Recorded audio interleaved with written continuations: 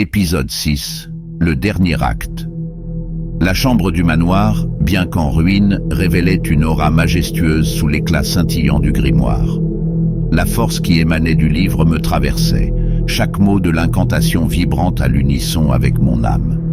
À ma gauche, Éléonore et Léandre étaient figés dans une danse éternelle, un mélange tourbillonnant d'amour et de trahison. Les chaînes qui les reliaient semblaient être à la fois métaphoriques et littéralement faites de ténèbres.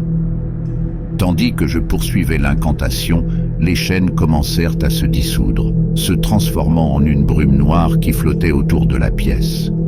Léandre hurla, un cri déchirant, tandis qu'il sentait son emprise sur Éléonore se dissiper. La lumière émanant du grimoire atteignit son apogée, illuminant chaque recoin de la pièce, révélant les peintures défraîchies et les murs écaillés du manoir. Puis, tout aussi rapidement qu'elle était apparue, la lumière se dissipa, emportant avec elle la brume noire. Éléonore, désormais libérée, ressemblait à une femme renouvelée, tandis que Léandre, dépouillé de sa puissance, s'effondra sur le sol, faible et abattu. Je me précipitai vers Éléonore, la serrant dans mes bras. « C'est fini », murmurai-je, sentant une émotion débordante m'envahir. Elle hocha la tête, des larmes coulant sur ses joues. « Grâce à toi, Oscar, tu m'as libéré de cette prison éternelle. » Léandre, malgré sa faiblesse, tenta de se relever. « Éléonore, gémit-il, tendant la main vers elle, ne me laisse pas. » Éléonore le regarda d'un air triste. « Tu m'as trahi, Léandre. Tu as laissé ton désir de pouvoir nous emprisonner tous les deux. C'est à toi de trouver ta propre rédemption maintenant. » Elle se tourna vers moi. « Oscar, tu as un don spécial.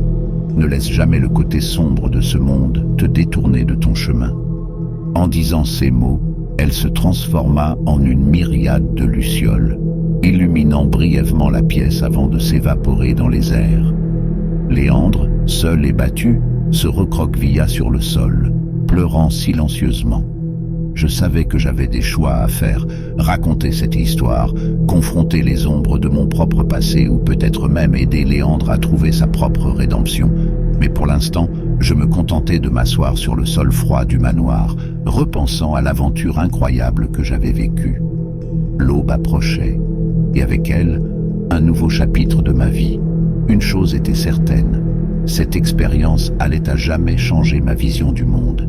Et j'étais prêt à partager cette révélation avec tous ceux qui étaient prêts à écouter.